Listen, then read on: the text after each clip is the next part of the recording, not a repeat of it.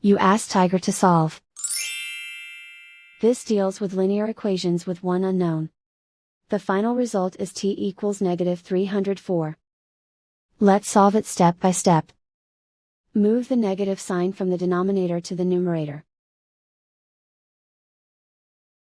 Swap sides. Isolate the t. Multiply both sides by 16. Group like terms.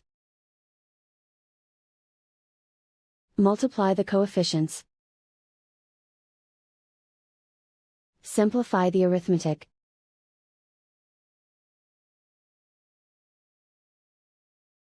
Convert the t into a positive number.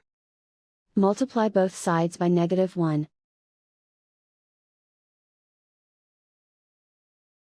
Remove the ones. Simplify the arithmetic. And so the final result is t equals -304.